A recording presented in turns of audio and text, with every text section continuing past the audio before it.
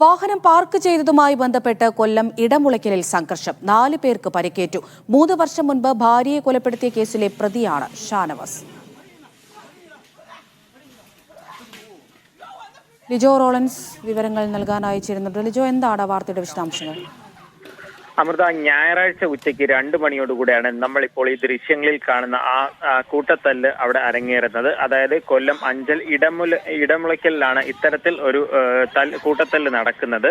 ഈ കൂട്ടത്തല്ലിൽ 4 പേർക്കാണ് ഇപ്പോൾ പരിക്കേറ്റതായി മനസ്സിലാക്കാൻ കഴിയുന്നത്. ഈ തുമ്പിക്കുന്ന് സ്വദേശി ഷാനവാസ്, സുഹൃത്ത് റിയാസ്, അതോടൊപ്പം തന്നെ അഞ്ചൽ താഴമേൽ സ്വദേശി അഷ്കർ, സുഹൃത്ത് അനി, ഇവർ തമ്മിലായിരുന്നു ഈ തല്ലുണ്ടായത് എന്നുള്ളതാണ്. ഇതിലേക്ക് നയിച്ച കാരണം എന്ന് പറയുന്നത് ഈ വീട് നിർമ്മാണം നടക്കുന്ന സ്ഥലത്തേക്ക് വെള്ളവുമായിട്ട് ഒരു പിക്കപ്പ് വാൻ എത്തിയിരുന്നു. അത് മറ്റു വാഹനങ്ങൾക്ക് പോകാൻ കഴിയാത്ത വിധം റോഡിൽ നമുക്ക് അവരുടെ ദൃശ്യത്തിൽ കാണുന്ന പോലെ റോഡിൽ അങ്ങനെ ഇട്ടിരുന്നു. അപ്പോൾ ബൈക്കിൽ 2 പേർ എത്തി. ആ ബൈക്കിലെത്തിയവരായിരുന്നു ഷാനവാസും സുഹൃത്ത് റിയാസും. ഇവർ അതിനെ ചോദ്യം ചെയ്തതിനെ തുടർന്ന് അവിടെ വെച്ച് തന്നെ ആ വാഹനത്തിന്റെ പിക്കപ്പിന്റെ ഡ്രൈവറായ അഷ്കറും അതോടൊപ്പം തന്നെ അവരുടെ ഒരു സുഹൃത്തായിട്ടുള്ള അനിയും തമ്മിൽ പ്രശ്നമുണ്ടായി.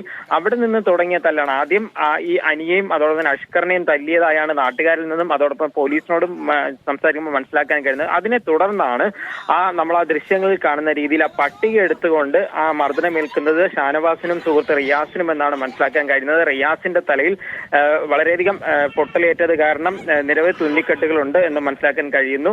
ആദ്യഘട്ടത്തിലൊന്നും ഈ കൃത്യമായി ഇവരാരും പരാതിയുമായൊന്നും എത്തിയിരുന്നില്ല. ദൃശ്യങ്ങളുടെ അടിസ്ഥാനത്തിൽ പോലീസ് ഇക്കാര്യങ്ങളെക്കുറിച്ച് അന്വേഷിച്ചു തുടങ്ങിയതിന് പിന്നാലെയാണ് ഇപ്പോൾ ഈ പരിക്കേറ്റതിൽ ഷാനവാസ് അഞ്ചൽ പോലീസിൽ പരാതിയുമായി എത്തിയിരിക്കുന്നത്. ഈ ഷാനവാസ് മുൻപ് ഭാര്യയെ കൊലപ്പെടുത്തിയ കേസിലെ ഒരു പ്രതി കൂടെയാണ് ഷാനവാസ്. ഈ പരിക്കേറ്റ പോലീസിൽ ഇപ്പോൾ ഈ പരാതിയാണ് കിട്ടിയിട്ടുണ്ടെങ്കിലും ഈ മറ്റ് ആശുപത്രിയിൽ ചികിത്സയിൽ കഴിയുന്നവരുടെ ഉൾപ്പെടെ മൊഴി രേഖപ്പെടുത്തിയതിനു ശേഷമായിരിക്കും കേസ് എടുക്കുന്ന ഉൾപ്പെടെ നടപടിയിലേക്ക് കടക്കുക എന്നുള്ളതാണ് അഞ്ചൽ പോലീസിനോട് സംസാരിക്കുമ്പോൾ വ്യക്തമാകുന്നത്.